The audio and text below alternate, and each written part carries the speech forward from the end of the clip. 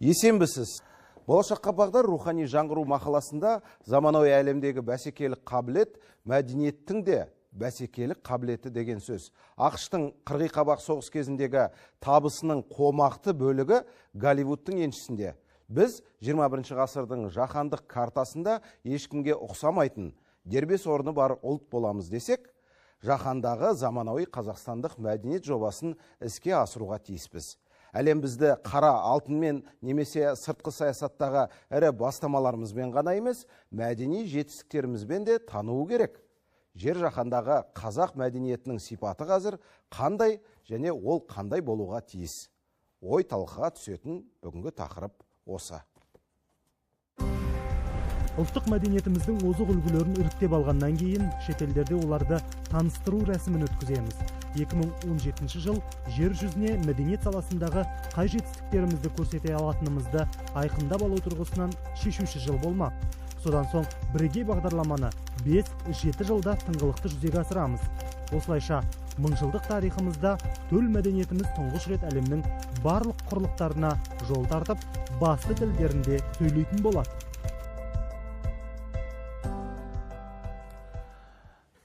Астана телеарнасында рух кезет, ал осы бағытта ой өрбітетін бүгінгі сыйлы меймандарымызды таныстыра кетейін. Меймандарымыз, қонақтарымыз арнайы Алматыдан және сонау Түркиядан келіп отыр. Ендеше таныс болыңыздар.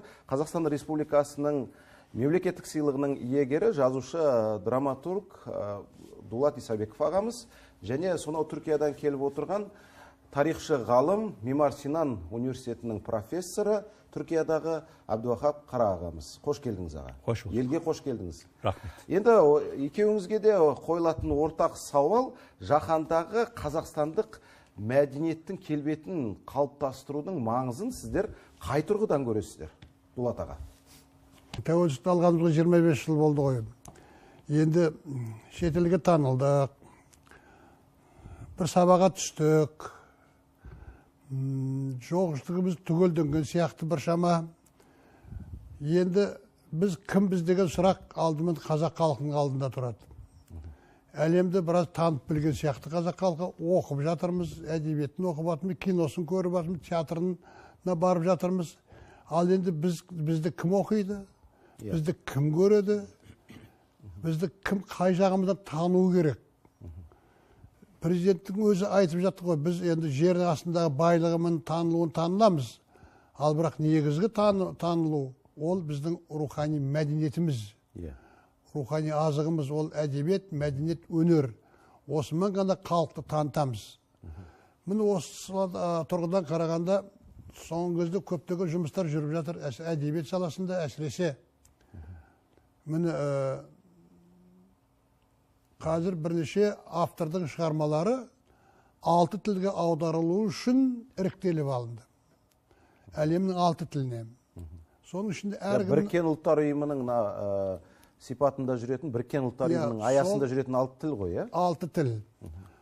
Ол 6 тілдің қандай екенін атап жатып уақыт алмайын, ол белгілі. Енді сол қандай шығармалар ену керек соған. Міне бұл үлкен мәселе. Мұны сонда талқылады. Өткен жолы Алматыға барып, Астананың басшылары, осыған тікелей қатысы бар адамдар, іріктеп, қазір солар аударуға кірісіп, мәселен, мен Қарғын деген романды кеше осы жақта кетуден бір 10 күн бұрын алдым. Француз тіліне аударылған. Өзімді соны бердім, француз тіліне аударылсыншы деп. Өйткені рухы жағынан, адамгершілік қарым-қатынас жағынан, соларға жақындау сияқты болып көрінді дағын. Олардың өздеріне де солай ұнаған сияқты дағын. Сол енді француз тіліне аударылып жатыр. Басқа шығармалар тағы да бірінші тілдерге аударылып жатыр. Ол енді мемлекеттік программа бойынша. Ал мемлекеттік программадан тыс менің шығармаларым баяғыда жетіп қалды. Түркияда Кони қаласында мұрагерлер қойылды, олар Алматыға алып келді. Томрис ханым, одан кейін Кореяда, оңтүстік Кореяда, онда да мұрагерлер пьесасы. Одан кейін, енді мен одақтас республикаларды айтпай-ақ қояйын. Петербургта 3 пьеса жүріп жатыр, Құдайға шүкір деймін мен. Олардың жастар театры Астанаға, Алматыға алып келді. Омбы қаласында Петербургте, енді Москва біреуін дайындап жатыр. Оны болғаннан кейін бірақ айтайық. Енді содан кейін барып, Лондонда, оны жұрттың бәрі біледі, қайта-қайта айтып жатпай-ақ қояйын. Транзитный пассажир орысшасы, өкпек жолаушы. Өкпек жолаушы. Қызылорда театры оны 2-2 кездесу деп қойған. Соны мына алып келді Астанаға. Сол өкпек жолаушы, как транзитный пассажир, Лондоннан барып бірақ шықты. Бардық, көрдік. Бұл енді алғашқы қазақ пьесасының сол сахнада қойылуы Арзу Арт театрында. Көп адам бардық, делегация барды, телевидение барды. Содан кейін және онда менің Гауһартас деген повесім, ол ең бірінші 79 жылы Германияда шыққан болатын, барып қайтқан бұл кезде. Сол Гауһартас және бірнеше пьесалар, әңгімелерді аударып, олар кітапты дайындап, сол кезде дайындап отырды. Сол презентациясы болды. Олардың бәрі ұзақ әңгіме. Ал содан енді былтыры тағы да Дулат Исабековтың фестивалі өтті онда. Германияда. 3 театр барды. Әуезов театры нелерді жау жүректі алып барды. Кәріс театры актрисаны алып барды. Ал олар Лондонның өзінің театры 4-5-6 октябрьда 3 күн бойы Аққу жібек деген пьесам бар. Орысшасы «О чем поют лебеди». Соның премьерасын ойнады 3 күн бойы. Сондағы менің түйгенім біраз танылып қалды қазақ мәдениеті. Әсіресе транзитный өкпек жолаушыны қойған кезде актриса Модельян Катрин сол спектакль біткенде жылап тұрды. Өзі 2 адам ғой өзі. Зейнеп, Айтөре. Сонда неге жылап тұрсың деп. Мен осы спектакльді ойнағаннан бастап қазақ әйеліне айналып кеттім. Қандай әдемі мінез, қандай әдемі табиғат, қандай адамдар қандай бірін-бірін сыйлайды. Әрине қиянат деген барлық қоғамда болып жатады ғой. Жаһандағы заманауи Қазақстанның мәдениеті дегеніміз осы. Соны көріп, мен осы қазақ болып кеттім. Қазақстанға барғым келеді деді. Содан кейін саған не қиын болды бұл спектакль? Мына менің режиссерім айтады, қазақ әйелі еркектің бетіне қарап, тура қарап сөйлемейді. Ал сен қарап қоясың. Тоқтат, төмен қара. Дегенде маған ең қиын осы болды дейді. Өйткені ағылшындарда бетіне қарап сөйлемесең, сен өтірік айтқан сияқты тұрасың. Ал көзіңді төмен түсіріп, мен сөйлей алмайды екенмін. Ой, өте қиын болды. Деп ішіндегі әртүрлі дәстүрлер бар, соның бәріне өзім мен қазақ болып кеттім деп. Екінші пьеса былтыры Аққу жібек «О чем поют лебеди». Оны да басты рөлде кореянка ойнады, бірақ ол Англияда туған, Канадада туған, бірақ Англияның азаматы. Кастинг сол жеңіп апты, өйткені қазақ қызына сен көбірек ұқсайсың деп кореянканы алған.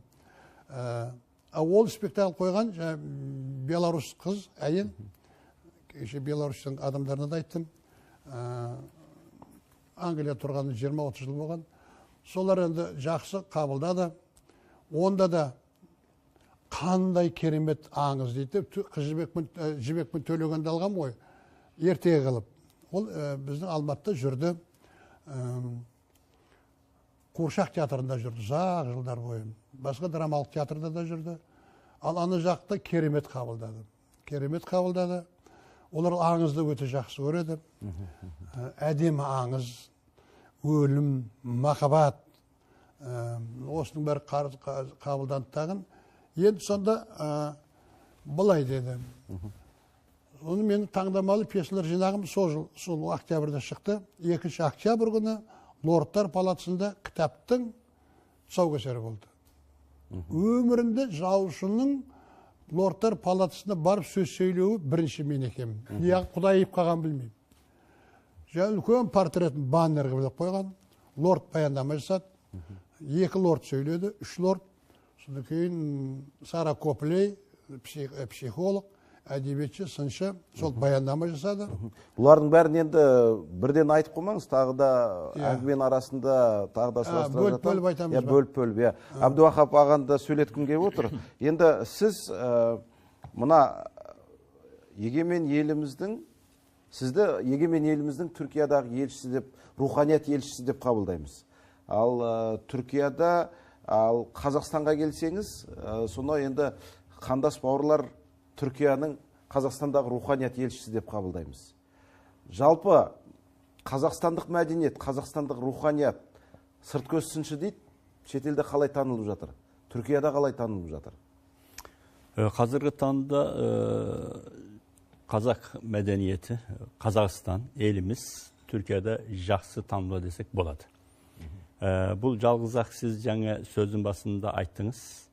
Бұл халықаралық байланыстар саяси тұрғыдан. Әсіресе соңғы уақыттарда Сириядағы келіспестікке байланысты Астана кездесулері түріктің хабарларына көбірек айтылады. Астана кездесулер бойынша, ондағы келісім бойынша деп, Сириядағы жасалған әрекеттер, қимылдар, бәрі саясат тұрғысынан. Таяуда Техранда бір жиналыс болды, сонда да көп адам, сол Астана келісім бойынша анау деп, мынау деп, енді саясат тұрғыдан, елбасының іс-әрекет тұрғысынан, халықаралық байланыстар тұрғысынан өте күшті. Бұл жағынан мақтануға болады. Көптеген зиялы қауым елбасын өте жақсы көреді. Бұлар сіз жаңа айттың саясат тұрғыдан. Ал қазақ мәдениеті турасына келсек, ол қаншалықты танылады десек, бұл жағында көп кемістік бар екенін көреміз. Қазақ мәдениеті дегеніміз не? Алдымен осыны айқындауымыз керек. Оны біз айқындап барып, жаңа сіз айтқандай, бұны шет елдерде сол тұрғыда таныстыруымыз керек. Яғни біздің қазақ мәдениет дегенде басқа елдерден айырмашылығымыз, бізге тән нәрселер, қандай нәрселер? Біз соны анықтап, сол жағынан біз жұмыс жасап, насихаттап, жанамасын жасасақ, сонда біз басқа елдердің назарын аударамыз. Әйтпесе бір елде бар нәрсені сіз о жақта айтсаңыз, оған ешкім көңіл бөлмейді. Басқа елде жоқ, бірақ қазаққа тән, өзімізде ғана бар нәрселерді біз тауып айта білсек, онда біз табысқа жетеміз. Ал енді ондай нәрселер Қазақстанда бар ма, жоқ па? Бар. Misal үшін біз Түркия мұсылман өркениетінің бір бөлегіміз. Көптеген нәрсеміз Түркиямен ортақ. Бірақ түріктер орталық Азиядан 1000 жыл бұрын кеткендіктен, олар ғасырлар бұрын көшпелі мәдениеттен, отырықшыл өткендіктен, түркі мәдениетінің көп нәрсесін ұмыт қалдырған. Енді олардың біразы қазақтың салтында, дәстүрінде, мәдениетінде бар. Біз бұларды анықтап таныстыруымыз керек. Мысалы үшін тағамдарымыз бар ерекше. Бұның ең бастысы қымыз. Ал қымызды әлемге қаншалықты таныттық? Түркияның өзіне таныта алмай отырмыз. Олар түрік, ағайын, өздерінің бұрынғы сусын екенін біледі, бірақ осыны Түркия. Ал енді Еуропаға барсақ, оны бір немістер иеленген, содар айтып жатыр. Түсініңіз бе? Сондықтан Қазақстаннан кеткен немістердің тұқымдары. Жоқ, ол емес. Оның мен әңгімесі дүние жүзілік. Екінші соғыста осына тұтқынға келген бір неміс, туберкулез болады. Сол қымыздан емделіп, кеткеннен кейін бұл кісі қымыздың қадірін біліп, әзір өсіріп, өзі қайтыс болған менің күйеу баласы қыздары сол ферманы әдемі жүргізді. Соңғы технология. Оның ұнтағын жасады, бет май жасады, шаш жуатын шампуанына дейін жасап, ол табысқа иеленіп отыр. Ал ондай біз иеленіп отырған жоқпыз. Бұны шетелге қаншалықты шығардық. Бұл енді қымыз дегеніміз тек қана салт дәстүр емес, бұл шифа, ем. Біз осы қасиеттерді әлемге таныта білуіміз керек. Бұл секілді. Мысалы үшін талқан. Талқан деген нәрсе өте күшті тағам. Бұл енді бидайдан жасалады. Әлемде әзір басқа бұның варианттары шықты. Азанғы чайды еуропалықтар түртеш. Бұның атасы талқан. Талқанды ешкім білмейді. Оның қадірін біліп, бұл натуральный. Анандардық заводтан шыққан қоспа, олар не емес. Денсаулыққа онша пайдалы. Бізге денсаулыққа пайдалы. Бұндай нәрселер біздің тағамдарымыз, көшпелі мәдениет келген нәрселер бәрі сіз айтқандай табиғи. Бізде жасанды. Барлығы да адамның денсаулығына пайдалы. Міне біз осындай мәдениеттерімізді. Басқа да салт дәстүрлеріміз бар. Біз бұларды Түркияға танытуда, оның сыртында Еуропа елдеріне танытуда өкінішке орай онша күшті емеспіз. Ал енді бұның жолы қандай деп сұрасаңыз, Misal үшін мен есіме көбінесе, міне Голливудты да айттыңыз ғой. Голливудтың бір сериалы бар, білесіздер. Бұрыннан көп біз бала күнімізде көретініміз. Вестерн кинолар дейді. Ковбойдар. Ковбойдардың өмірін қанша қызықты өтті. Қазақша айтқанда сиыршылар ғой енді. Сиыршылар аударғанда, сиыр баққан шопандар. Енді біз неге өзіміздің көшпелі өмірдегі мәдениетімізде? Бізде де ондан да әдемі, одан да күшті мәдениет бар. Бұны қызықты қып, әдемі қып, формасын тауып. Оны тауып, оған жақсы недер қаһармандар тауып. Соны бір қызықты етіп көрсете білсе, соның ішінде сіздің қымызыңыз да болады, талқаныңыз, түрлі дәстүрлер болады, оны көріп адам қызығады. Сондықтан біз, бірақ бұл шеберлікті қажет етеді. Олай-бұлай кино оған болмайды. Сондықтан бұл жерде менім, бұл жерде Дулат ағамыз да отыр. Әдебиет төңірегінде көп жұмыс істеуіміз керек. Мұның барлығы келіп сценарий кетіріледі. Мықты сценарий болмайынша, сіз миллиондаған доллар жұмсасаңыз да, ол ақша босқа кетеді. Бүгінге дейін өзіңіз атын айтпайық, бірнеше кинолар жасалды. Миллиондаған долларлар берілді. Соларда әлемге мен табыс екенін көре алмадым. Оны біз қазақтар ғана көрдік. Түркия көрді. Ал оны басқа бір Америкадан адамына да қызығып көрген адамды біз естімедік. Неге? Сценарий күштеміз. Сондықтан біздің енді басты проблемамыз бүгінгі таңда сценарий. Ал сценарий қалай болу керек? Мен ойлаушы едім, Совет уақытында әдебиет өте күшті болды. Бізде қаламгер көп болды да, техникалық жақ қазақта аз болды. Ал Совет уақытында bizim қазақтың әдебиеті күшті болды. Үлкен жазушыларымыз шықты. Ал тәуелсіздіктен кейін бұларды біз әлемде көрмей отырмыз. Міне бір ғана Дулат ағамыз. Біз мақтанамыз. Лондонға барды, шықты. Басқа жазушылар қайда? Неге олар шықпайды? Демек, бұл жақта үлкен проблема бар. Дулат аға, осы орайда былай қарасам, шынында да шетелде сұранысқа ие болып отырған бір өзіңіз сияқтысыз. Басқа руханият өкілдері, ақын жазушыларымыз қайда? Қызық уақиға болды. Анау Лондондағы ұлттық кітапхана бар ғой. Ол мемлекет ішіндегі мемлекет. Соған мен апарды. Кеңес одағында ақын жазушыларымыздың шығармалары пәленбай тілге аударылатын. Қазір соны кешеуілдеп қалды. Олардың бір прогресспен аударылады. Прогресс баспасымен. Ресейде, Мәскеуде. Москвада. Оны шетел қабылдамайды қазір. Ол кітаптар тұр, көрдім. Сонда бар, менің кітабым бірінші қазақ жазушысы мәңгілік сақтауға алыпты. Көрдім, оқушылардың қанша оқып атқандардың бәрі саны тұр, қанша оқушы оқыды. Өзі он шақты күн болған кітаптың соған барғанда. Сонда бір қуанатын нәрсе сияқты да, сен Қазақстаннан сен жалғыз өзің. Бірақ екінші жағынан мұңайдым. Неге мен жалғызбын? Әуезов қымыз қайда? Мақтан тұтап жүрген Сәбит Мұқановтың әңгімелер қайда? Мүсіреповтің керемет әңгімелер қайда? Мағжандар, бұлардың бәрін енді ғана бір мен ғана тұрғанның өзім бір жағынан ұялдым. Кісілердің әруағының алдында. Содан кейін ренжідім, біздің мемлекетіміз осыған неге көңіл бөлмеген осы уақытқа шейін. Басқа елдердің бәрі бар. Тіпті Түркменстанның адам шығармалары тұр. Олар мемлекет тұрғыдан ұйымдастырған соны. Ал біз мақтанып, ой, біз озып кеттік деп, мұнайымыз бар, бәріміз бар, керемет озып кеттік деп айтып келіп, ал біз мәдениетімізге, әдебиетімізге мән бермей келіп біз. Қазақта бір жаман бір қағида бар. Жақсы нәрсе болса болды, оны өздері кеп тауып алады, тауып алмайды қазір. Америкаңда реклама. Маркетинг. Оларда кітап шығару деген мен өзім баспаның директор болған адам, Жауыш баспасының. Бірақ мен бірдеңе білетін шығарым десем, мен әлі дым білмейді екем. Кітап шығарудың өнері, ғылыми тұрғыда. Бір кітапты автографпен тегін беру деген оларға преступление. Қылмыс.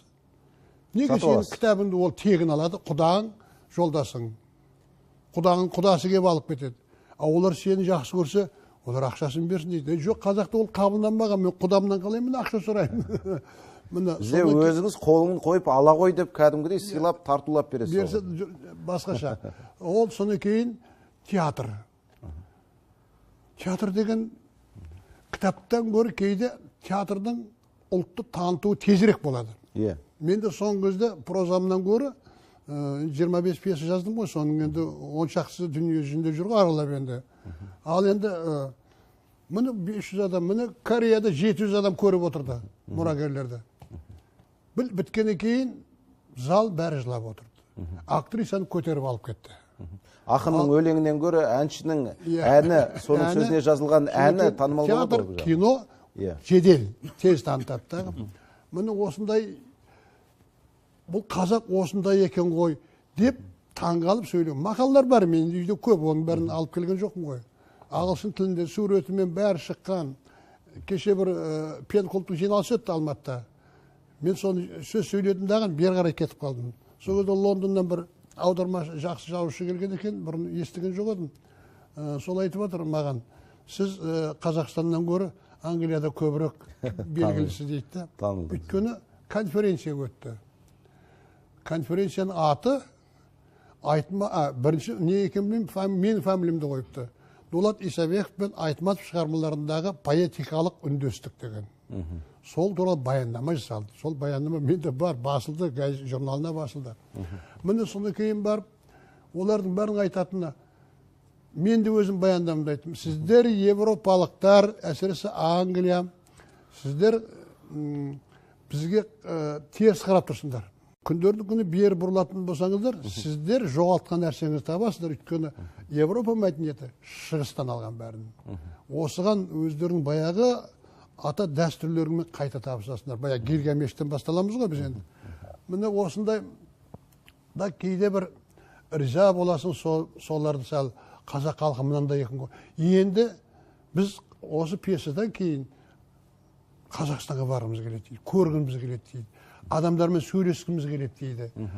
Жай ғана ресми қонақ үй, ресми жиналыс емес. Яғни анау шығармадан әсер алып, елге келгісі келеді. Бұл бір ауылға барып, туризмде дамытады ғой бұл бір жағынан. Ауылға барып, қарапайым адамдармен сөйлескіміз келеді дейді.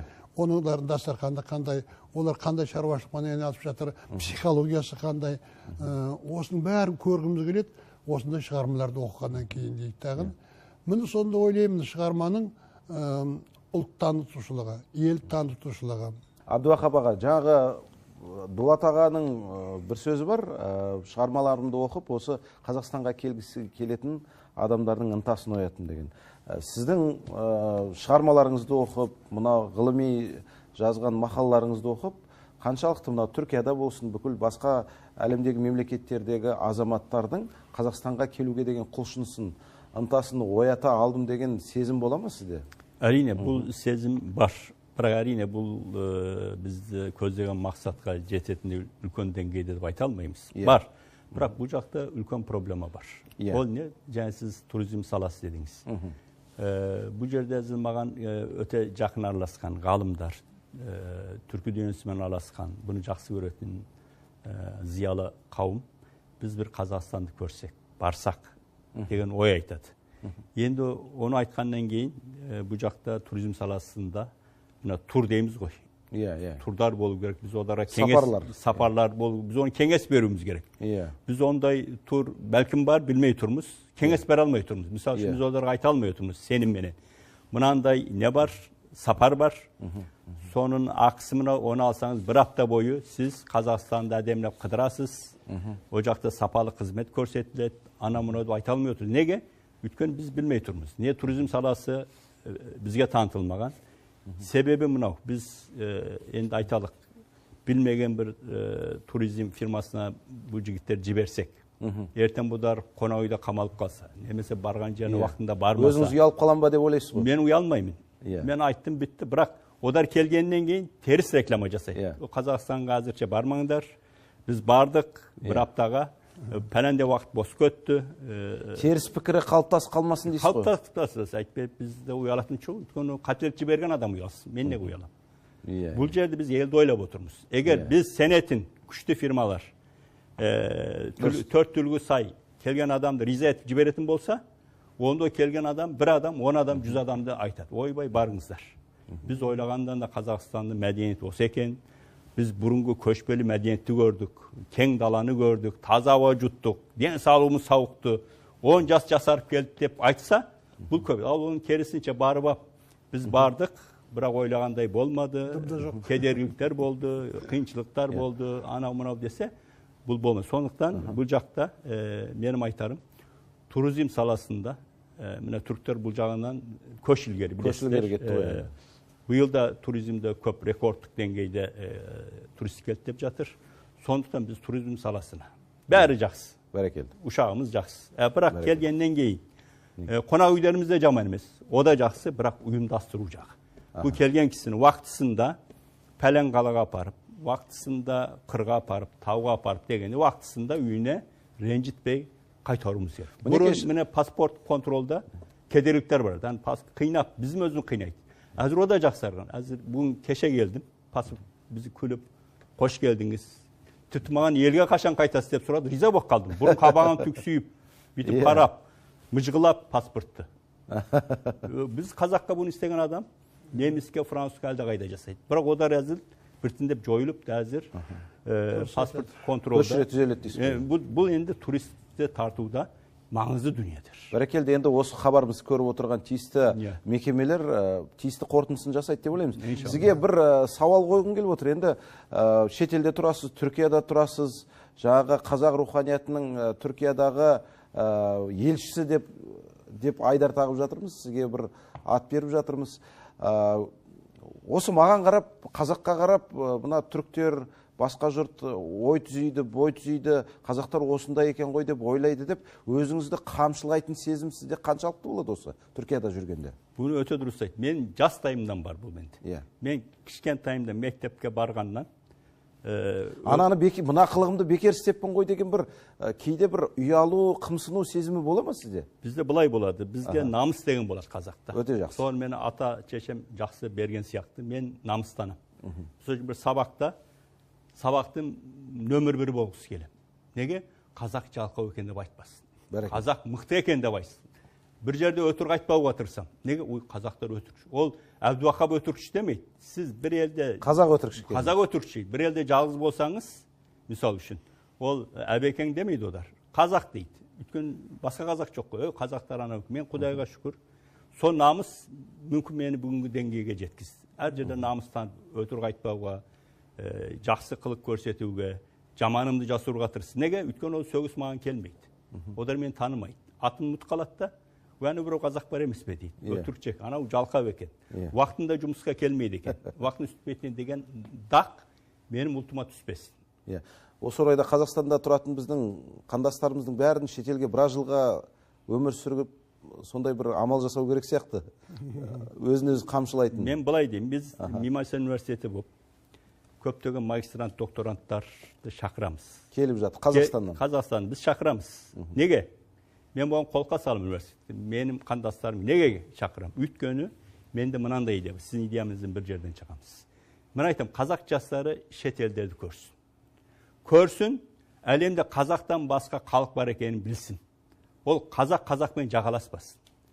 Біз қазақпен жарыспаймыз. Біз басқа халықтармен, басқаларды озуымыз керек. Мен ауылдасымды озуым қажет емес. Біз ауылдаспенен ынтымақтастықта берекеде болып, қазақты басқа халықтардан біз озуымыз керек.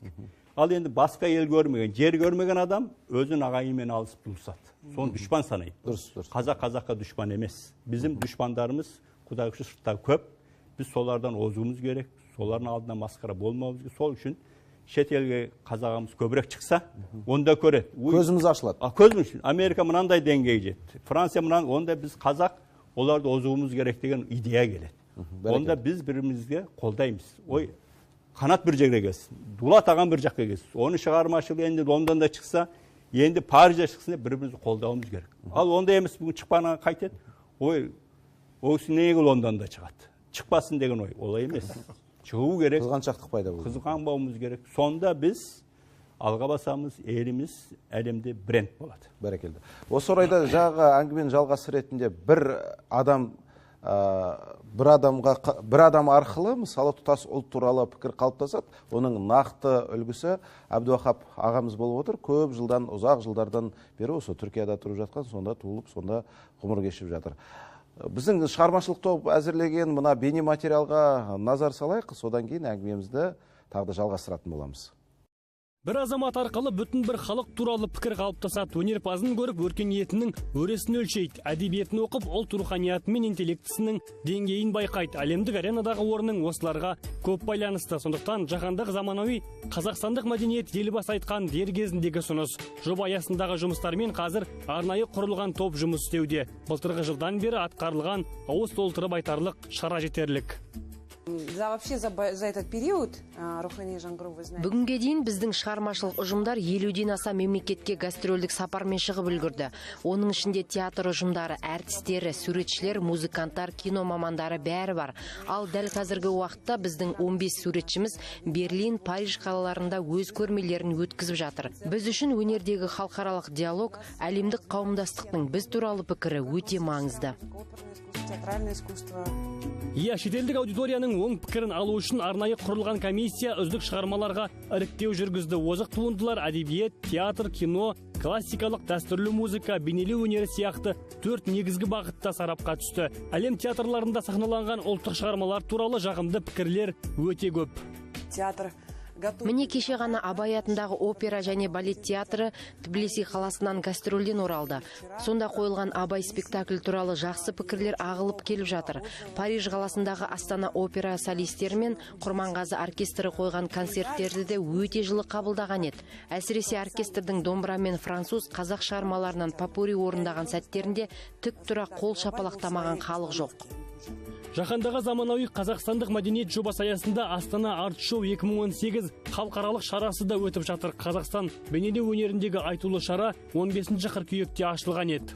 Оның аясында 2 бағдарлама қатар жүреді. Көрмеге қазақстандық және шетелдік 40-қа жуық суретші қатысады. Мәдениет және спорт министрлігі ұйымдастырып отырған шара 1 айға созылады. Көрмемен қатар мастер-класстар мен оқыту бағдарламаларда жоспарланған. Василий Рубляк халықаралық көрмеге Украинадан келген суретші. Шарада ол өзінің 2 жұмысын жұртшылыққа көрсетеді. Бұл оның Қазақстанға жасап отырған алғашқы сапары. Мені суретші ретінде біріншіден қос мемлекет арасындағы мәдени алмасулар қуантады. Қазақстанның әсіресе заманауи өнерге назар аударып жатқанына ризамын. Біздерге мүмкіндік сыйлап отырған сіздерге рахмет. Әлем бізді қара алтынмен немесе сыртқы саясаттағы бастамаларымызмен ғана танысын демесек, төл мәдениетті насихаттауға баса мән беру керек. Бұл тұрғыда медиа саласы мен IT мамандарына да жүктелетін міндет зор. Бір анығы әлемдік қауымдастық алдында өзгенің емес, өзіңнің құндылықтарыңмен абыройлы бола аласың. Әр туындыға ұлттық бояу сіңіп, халықтық иіс шығып тұрмаса, басқадан айырмаң да болмақ емес.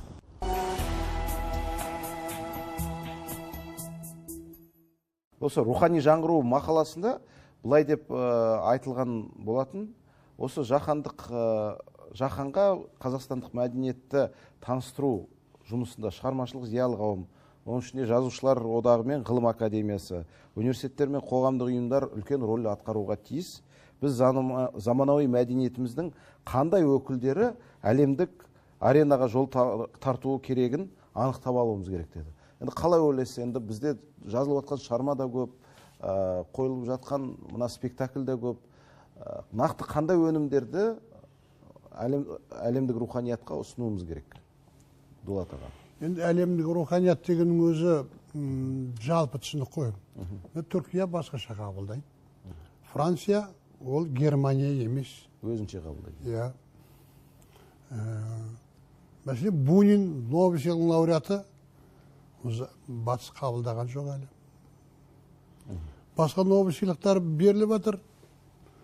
Толстойға берген жоқ, басқаларға беріп жатыр. Әркім әрқайша. Американың көзқарасы бір басқа. Англияның көзқарасы бір басқа. Жұрттың бәріне ұнайтын шығарма жазу мүмкін емес. Жұрттың бәріне бірде сенің әнің ұнай бермейді. Сондықтан біздің Бартольд Брехттің айтатын сөзі бар, реформатор, неміс драматургиясының, театрының. Әрбір ұлтқа құнды шығарма болып табылатын шығарма басқа ұлтқа да құнды болады. Ал біз өзіміздің ішіміздегі құндылықтардың өзін жөндеп сараптай алмаймыз. Міне қазір шет тіліне шығармалар аударылу керек дегенде қарап тұрсақ, алғаш кезде біздің Қазақстанның өзінде қазақтардың арасында аты белгісіз адамдар жүр. Антология шығарамыз дедік. антологияға да әлі бір-екі кітабымен ғана шыққан адамдар жүр. Өйткені біреулердің телефоны, біреулердің өзі жақсы, көзі жақсы, әдебиет кетіп қарауға болмайды. Әдебиетке кәдімгі халықтың сынынан өткен, халықтың жадында бар, ол шығарманы іздеп жүріп оқитын шығармаларды ғана іріктеп беруіміз керек батысқа. Айтпесе, мәселен, бір нашар ақынды аударып берсек, түрік ағайындар оқитын, мына қазақтардың өлеңі мына деймін. Қазақтардың өресі осы ма деп ойлайды бұл жағын. Немесе ағылшындар айтады, мынау ақынды біз онда қазақ поэзиясын аудармай-ақ қояйық дейді. Егер жетістіктер осы болса. Мұны сондықтан алдымен өзіміз қадағалап қарай білуіміз керек. Бүгінде сындар айтылып отыр ғой. Алдымен өзіміз сыни көзбен қарауымыз керек. Содан кейін батысқа немесе Америкаға, Жапонияға немесе Латын Америкасына қандай шығармаларымыз бізге лайықты. Міне осы. Мен де міне келесі жылға 6 баспалар тұр. Швеция, Финляндия, Лондон, Берлин, екі шығарманы переиздание, содан тағы бір шығарма қосам, Испания. Міне осыларға мен сол шығармаларымды сәл әзірге бөліп беріп отырмын. Испанияға әдебиетін жақсы білеміз ғой енді. Оларға қандай талғамдағы шығармаларды испан оқушысына оқуын ұсынуым керек. Немесе Францияға қандай оқушылар, қандай шығарманы ұсынғаным дұрыс. Немесе Лондон жарайды, өзіміздің ауыл болып кетті ғой енді. Солай қарауымыз керек тағын. Егер де бәрі де бір ауыздан сол қабылданатын болса, демек ол шығарманың өміршеңдігі. Біз осындай өміршең шығарманы өзіміз таңдай білуіміз керек. Өзіміз. Мәселен, Әбіш Кекілбаев кім, Мұхтар Мағауин кім? Төлен Әбдіханов кім, Бектан Нұржекеев кім? Олардың шығармасын, қай шығармасын, мәселен, Әбіш Кекілбаевтың романын Түркияға жіберу керек, немесе оның бір шығармасын Америкаға жіберу керек. Осыны алдымен Американың оқушының психологиясын білу алуымыз керек. Оларды қазір не қызықтырады? Олар тек қана Голливудтың соңына кете бере ме, жоқ, әдебиетке қарай ма? Міне осындай тұрғыдан келгеніміз ол сара жолдардың бірі деп ойлаймын. Енді әдебиет тұрғысында осындай бір алмасу бар. Ал ғылым тұрғысында бір екі елдің арасы қаншалықты қоян қолтық мына араласып жатыр. Ғылым тұрғысында осындай алмасу бар ма, Әбдіуақап аға? Ғылым тұрғысында өкінішке орай біз көздегендей жетарласушылық жоқ. Бұл енді жек адамдардың өзінің ынтасымен іске асып жатыр. Мысалы үшін мен Мимар Синандамын, қазақпын, Қазақстан ғалымдарын танимын. Мен Мимар Синан тарих факультеті жақсы араласып отырмыз. Бірақ ол қазақтың білетін мен болғаным үшін. Mesela басқа бір факультет, басқа бір университетке алғанда, олар Қазақстан байланысқа шыға алмайды. Неге? Өйткені Қазақстан ғалымдары орыс тілін біледі, қазақ тілін біледі. Түріктің ғалымдары ағылшын тілін біледі, түрік тілін біледі. Ортақ тіл табысу қазіргі таңда қиын болып жатыр. Сондықтан бұл мәселеде енді бір ортақ тіл табуымыз керек. Яғни, мысалы үшін жаңа ағамыз әдебиет туралы өте жақсы айтты. Жаһандық тұрғыда айтылу керек деген. Әдебиетте мысалы үшін автор жазған уақытта қазақ үшін жазбау керек.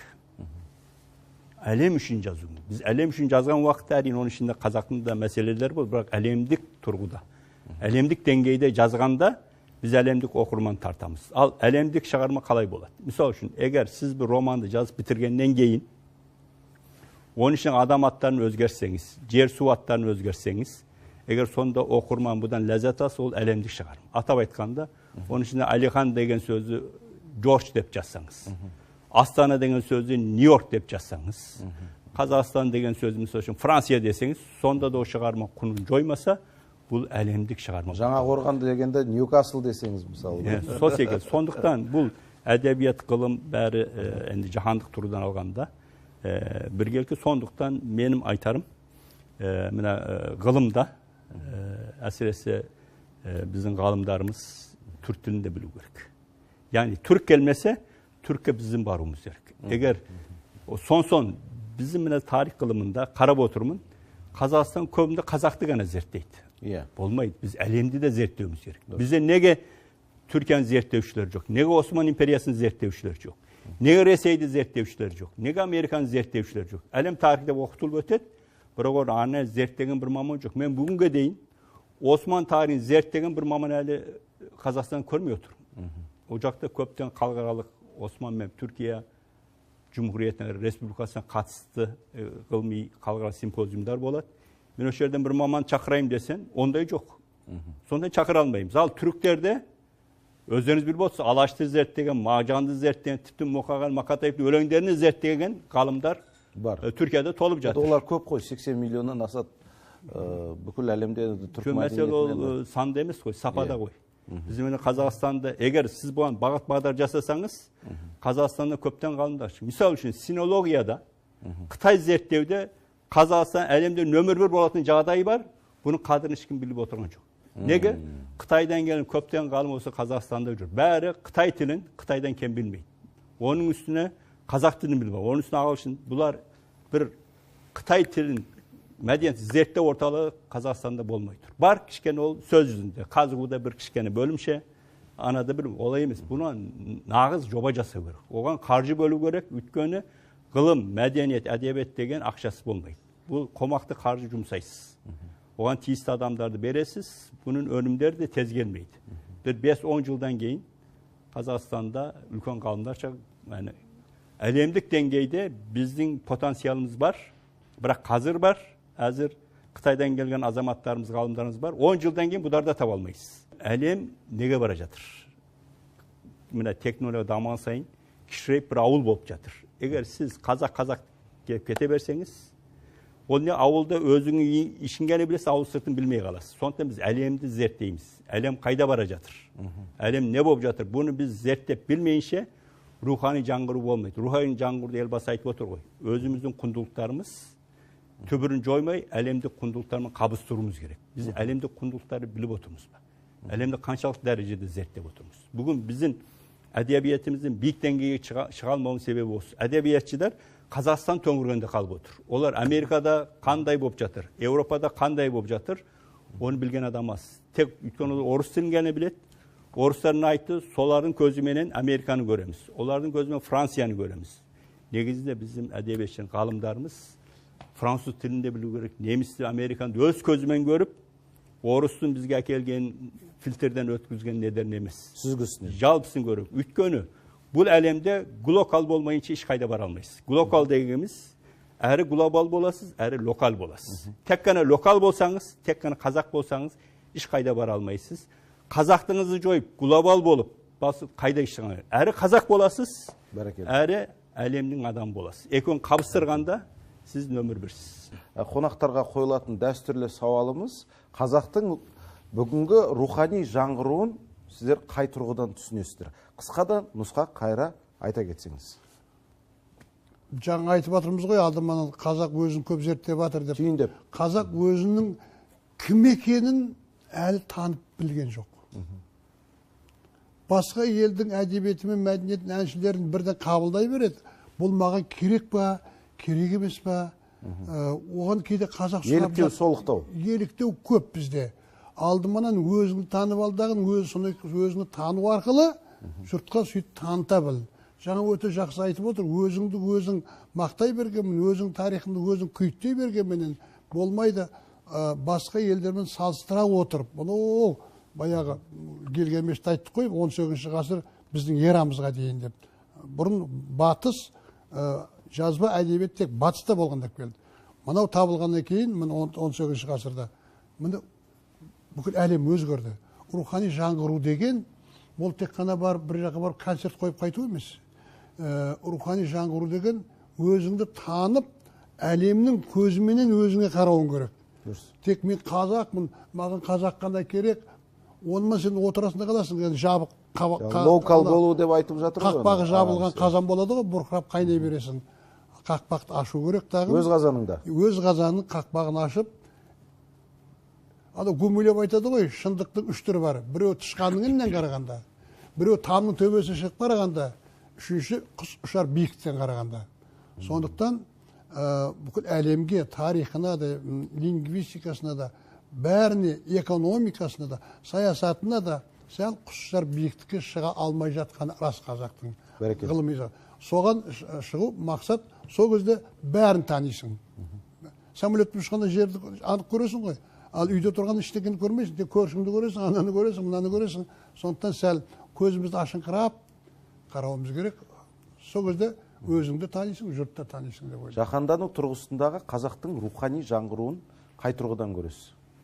Мен бүгінгі тұрғыда оны бір сөзбен айтсам, бұны мен Қазақстанның әлемдік қауымдастықта, немесе халықаралық қауымдастықта өзінің лайықты тұғырын іздеу деп түсінемін. Өйткені біз ширек ғасыр бойынша көптен қиыншылықтармен келдік. Совет одағы болады. Одан мұра қалған, көне орталықтандырған бір басқару жүйесі бар еді. Орталықтандырған экономика бар еді. Бұлардың бәрін реформа жасап, қиын дәуірлерден ол кезде біз жан-жаққа қарауға мүмкіншілігіміз болмады. Енді соларын бәрін реттеп, жақсы әлеммен тең дәрежеде саяси жүйе, экономикалық жүйе барлығы бар енді. Халықаралық финанс барлығы болды. Енді елбасы айтып отыр, енді бұдан былай біз рухани жаңғыру. Біздің осы бүгінге дейін жасаған 25 жылдықта өзіміздің жарамды, негізі біздің сан ғасырлық мәдениетінің түбірін өзекті мәселелерді қалдырайық та, жарамсыз бізге кейіннен тықпаланған нәрселерді жоғалтайық.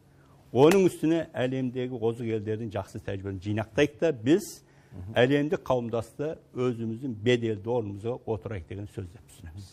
Бәрекелді. Рухымыз жаңғырып, санамыз осын, есен саулықта жүздескенше.